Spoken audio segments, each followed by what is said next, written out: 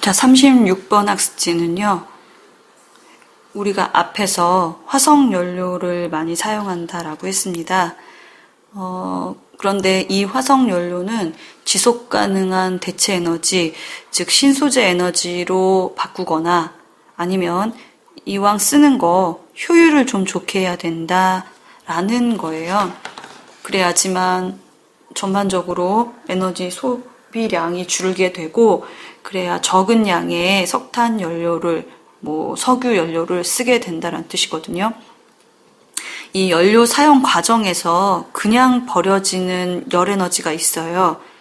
이거를 최소화한다면 우리가 이용하는 에너지도 전체적으로 줄일 수 있다는 의미에서 에너지 효율에 대한 얘기를 이쪽에서 다룰 겁니다.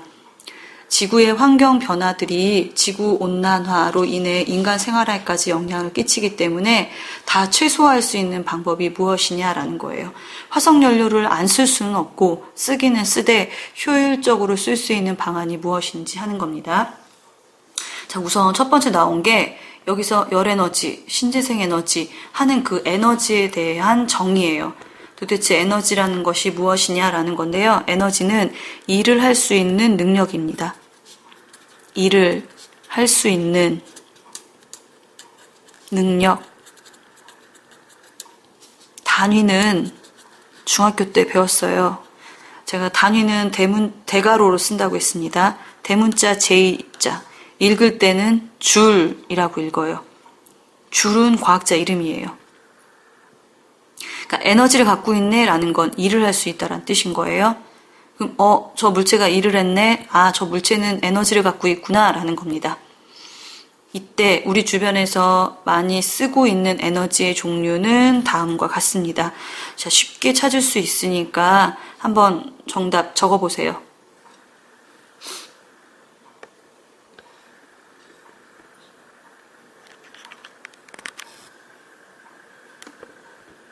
자, 첫 번째, 빛의 형태로 전달되는 에너지, 그건 빛에너지예요. 우리 태양광 전지라고 하는 게 태양열이 아니라 태양빛을 이용해서 그 빛에너지에 해당되는 광자라는 입자가 전기 신호로 바뀌는 거를 그 태양전지판이라고 부르게 되는 겁니다. 두 번째, 높은 곳에 있는 물체가 가지고 있는 에너지. 물체 위에 있던 애는 손 놓으면 밑으로 알아서 떨어져요. 이게 중력에 의한 위치 에너지라고 중학교 때 배웠는데요. 용어가 바뀌었습니다. 원래는 그 외국에서 포텐셜 에너지라고 부르거든요. 근데 그 영어가 포텐셜 이렇게 되는 건데 이거를 우리나라 말로는 지금 포텐셜 에너지라고 합니다. 쉽게 얘기하면 뭐냐면 위치 에너지예요. 제가 에너지는 줄여서 E로 쓸게요. 대문자 E. 그 다음 운동하는 물체가 가지고 있는 에너지.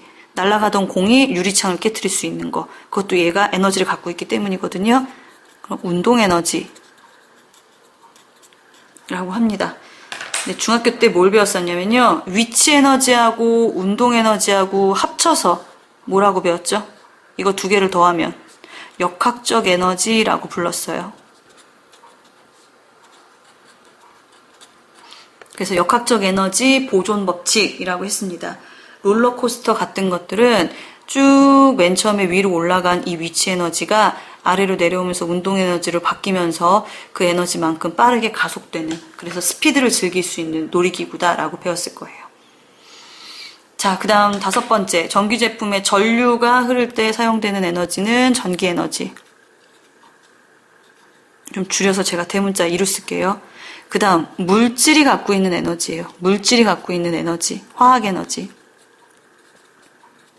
우리가 밥 먹어서 에너지 쓰는 것도 밥 먹어서 근육을 움직인다, 밥 먹어서 소리를 지른다, 화학 에너지가 소리 에너지, 화학 에너지가 운동 에너지로 바뀌는 겁니다. 자, 그 다음 물체를 이루는 원자의 진동이나 분자에 의한 운동에 의한 에너지를 이건 좀 어려운데 해석이 열 에너지예요. 그냥 마찰로 인한 진동으로 인한 열이 발생하는구나, 이 정도만 기억하시면 돼요. 그 다음 파동이 갖고 있는 에너지. 파동, 그러니까 파도가 쳐서 우리 그 조력 발전, 파력 발전 같은 거 하거든요. 이때 에너지를 파동 에너지라고 하고요. 지금 여기는 안 나왔는데 따로 8번이라고 적으면은 뭐가 있냐면 핵 에너지가 있습니다. 핵 에너지. 핵 에너지는 핵 융합할 때, 합쳐질 때 나오는 에너지도 있고요. 핵 분열할 때 나오는 에너지도 있어요. 뭐 쪼개든 합치든 그 과정상에서 빛에너지가 나오고 열에너지가 나옵니다. 빛에너지와 열에너지가. 근데 이 양이 엄청나기 때문에 우리 원자력 발전이라는 것들이 여기에서 이루어지는 거고요.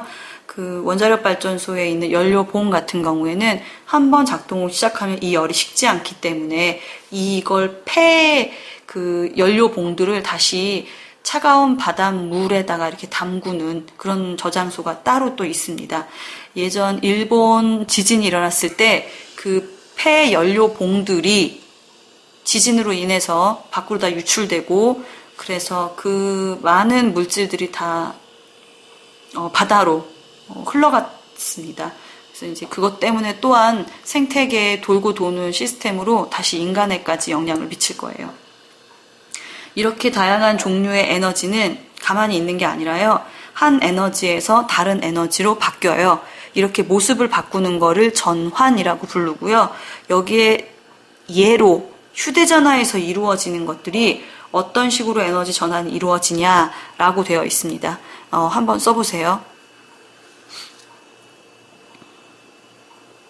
우선 2번 먼저 할게요. 2번.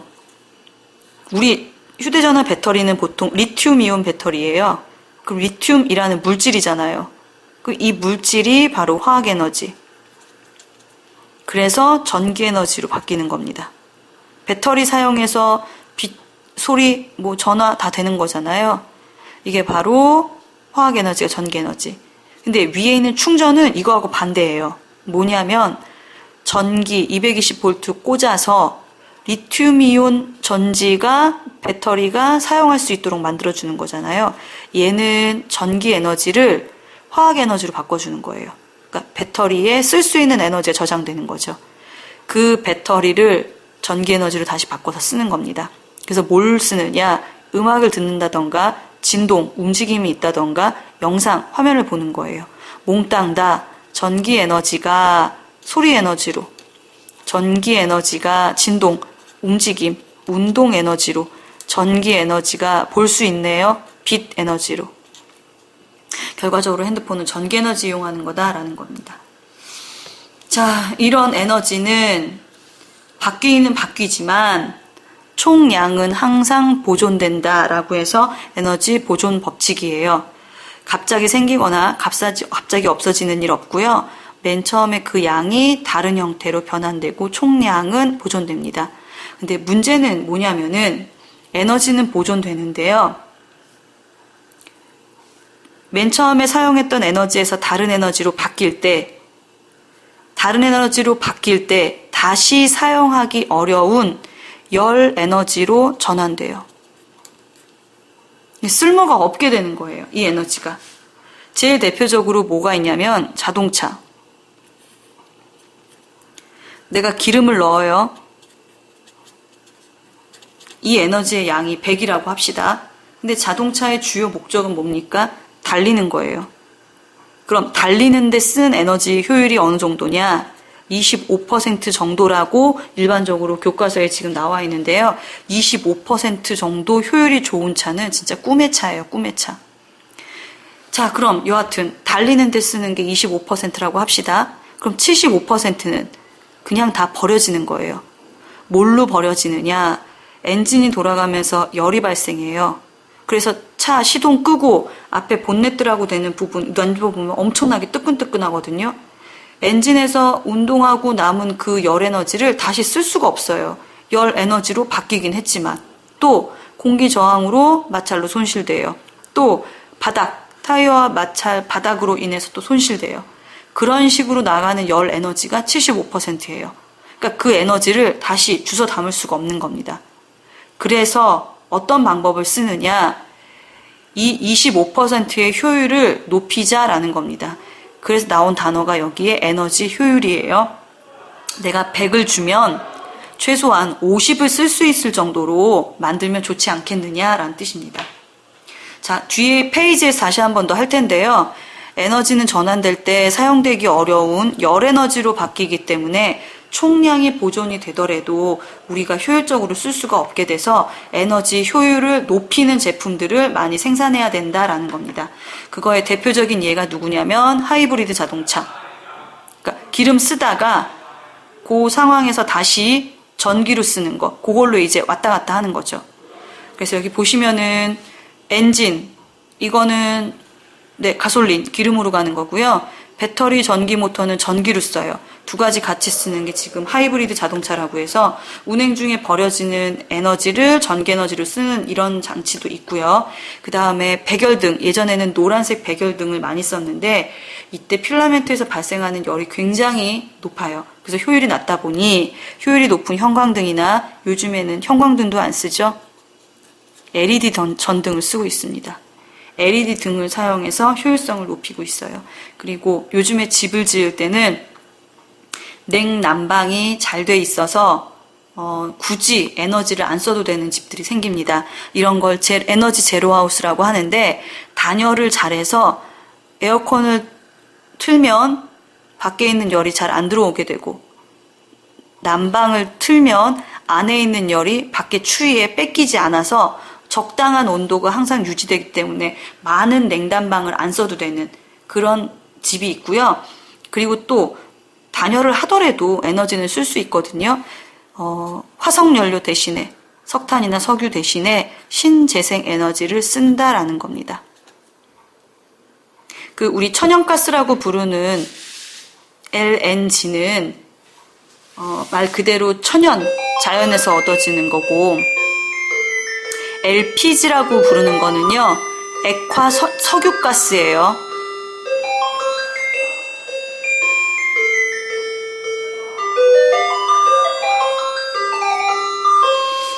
네, 석유 갖고 온 기름을 증류탑에 가열시켰을 때 맨 처음에 얻어지는 게 LPG예요.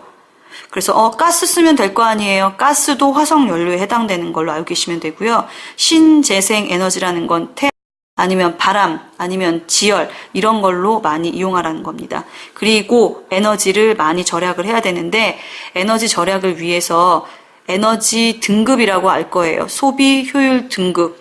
1등급인 제품들을 많이 사용하도록 하는 거고요. 지금 우리 집에 TV를 안 보지만 TV가 전기에 꽂혀 있어요. 이때 나가는 에너지를 대기전력이라고 하는데 이 대기전력을 줄인 제품을 쓰던가 아니면 대기전력을 차단해주는 시스템을 해야 된다라는 뜻입니다. 이렇게 에너지 효율을 개선하면 어떤 좋은 점이 있느냐? 환경오염을 줄일 수 있습니다. 아까 얘기한 대로 화석연료를 더 쓰게 되니까. 그리고 에너지 비용을 조금 쓰게 되니까 경제적으로 도움이 되고요. 점점점 석유와 석탄이 없어지거든요. 고갈되는 에너지 자원을 적게 쓸 수 있는 이런 장점이 있습니다. 자, 앞에서 자동차 그 에너지 효율에 대해서 얘기했었어요. 자동차 기름을 집어넣으면은 실제 엔진이 달리는 데 쓰는 에너지는 25%밖에 안 되는데 그 효율적인 면을 따지는 거랑 비슷하게 생각하시면 됩니다. 우선 용어 정의 좀 할게요. 열 에너지를 이용해서 일을 하는 장치예요. 이걸 뭐라고 부르느냐? 열을 이용한다고 해서 열기관이라고 부릅니다. 제일 대표적인 게 자동차 엔진이에요. 이거는 맨 처음에 어떻게 나왔냐면요. 제임스 와트가 아시겠지만 난로 위에 주전자가 있었어요. 주전자에 물을 넣는데 물이 끓으면서 주전자 뚜껑이 들썩들썩거려요. 그러면 물은 뜨거운 열 에너지를 갖고 있고 이 열 에너지가 주전자 뚜껑을 움직이게 하는 운동 에너지를 만들게 되는 거거든요. 그렇게 해서 나온 게 바로 엔진이라고 생각하면 돼요. 자동차를 돌리는 엔진들은 기름이라는 걸 태워가면서 그 열 에너지로 달리는 장치입니다. 그런데 기름 에너지 공급해 주는 것만큼 다 쓰는 게 아니거든요. 그래서 그거를 비율을 따지는 걸 뭐라고 부르느냐? 여기에 열 효율이라고 합니다. 즉, 공급해 준 뜨거운 에너지가 일부 일로 쓰이고 나머지는 필요 없는 손실되는 열 에너지로 쓰이더라 라는 뜻이에요. 아까 예를 들었던 게 자동차에 공급되는 기름 에너지가 100이면 실제 자동차를 달리는 데 쓰는 거는 25 정도, 나머진 75는 손실되더라 라는 뜻입니다. 타이어하고 도로 교통, 마찰로 인해 손실되거나 엔진 열로 인해 손실되거나 공기 저항으로 인해서 손실되는 거예요. 그러면 내가 받은 거에 비해서 사용한 게 어느 정도 가치가 있느냐 따지는 게 열 효율이고요. 계산하는 방법은 내가 받은 에너지, 공급한 에너지 중에 내가 사용한 일, 즉 열 기관이 한 일, 이 비율이 얼마만큼 되는지 따지는 거예요. 퍼센트로 나타낸다는 건 백분율, 그래서 곱하기 100 하는 겁니다. 내가 받은 에너지만큼 얼만큼 쓰는지 계산하는 거예요. 그래서 밑에 보면은 예시가 나와 있는데 한번 보세요. 그냥 봐도 알아요. 무슨 소리냐면은 A라는 자동차, B라는 자동차에 공급되는 에너지는 각각 150, 120. 엔진이 하는 일은 똑같아요. 그렇다면 열 효율은 어떤 게 더 좋겠느냐? 적은 에너지 가지고 얘하고 똑같은 일하는 거니까 훨씬 얘가 좋은 거잖아요. 근데 구체적으로 계산을 하면 받은 에너지는 150, 이 중에 쓴 에너지는 30 곱하기 100.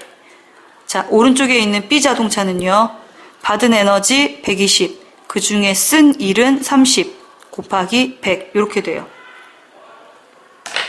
그래서 약분하면 3일은 3, 3, 5, 15, 5, 20 나누니까 얘는 20%의 열 효율을 가진 차, 얘는 3일은 3, 3, 4, 12 나눠주면은 얘는 25%의 효율을 가진 차라고 계산할 수 있습니다. 그럼 보다시피 얘가 훨씬 효율이 좋은 애예요. 이 효율이 좋은 애의 특징이 뭐냐면 공급되는 에너지가 적어요. 즉 연료를 적게 먹는다는 뜻이에요. 연료를 적게 먹어요. 그러면 열 효율이 높을수록 연료가 적게 들어요. 그럼 뭐가 좋은데? 화석 연료를 적게 쓰는 거죠.